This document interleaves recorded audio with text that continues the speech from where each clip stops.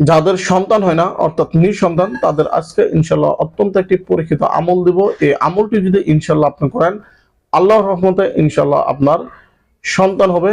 ইহা অত্যন্ত একটি পরীক্ষিত আমল, তবে আল্লাহর উপর পূর্ণ আস্থা এবং বিশ্বাস রেখে এই আমলটি করতে হবে।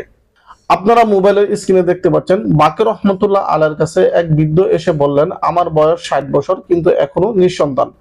তখন তিনি তাকে বললেন, প্রত্যেক ফরজ নামাজের পর সুবহানাল্লাহ 70 বার এবং আস্তাগফিরুল্লাহ 70 বার পড়বেন। তারপর তেলাওয়াত করবেন সূরা নূহ এর 10, 11, 12 নং আয়াত। এখানে আপনারা আরবি লেখাগুলো দেখতে পাচ্ছেন। এটি হচ্ছে সূরা নূহ এর 10, 11 এবং 12 নং আয়াত। আমি আপনাদেরকে একবার পাঠ করে শোনাচ্ছি। আউযু বিল্লাহি মিনাশ শাইতানির রাজিম। বিসমিল্লাহির রহমানির রহিম। তাগফিরু রাব্বাকুম ইন্নাহু কানা গাফফার ইউরসিলিস সামাআ আলাইকুম মিদরারান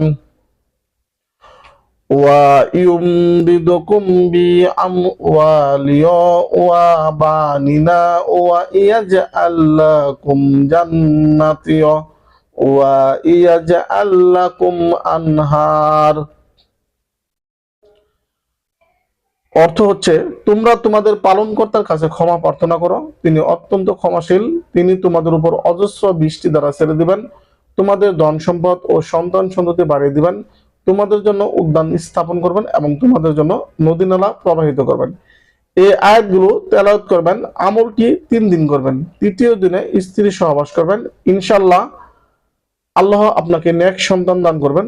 লোকটি বলেন, আমি এই আমল করলাম, ফলে 1 বছর পূর্ণ না হতে আল্লাহ আমাকে আমার চোখের শীতলতা পুত্র সন্তান দান করেছেন।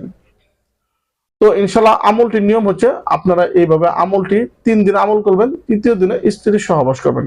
এইভাবে ইনশাল্লাহ আপনারা যদি বেশ কিছুদিন আমল করেন, আল্লাহর রহমতে ইনশাল্লাহ আল্লাহ রাব্বুল আলামিন আপনাকে একজন অবশ্যই ইনশাল্লাহ সন্তান দান করবেন।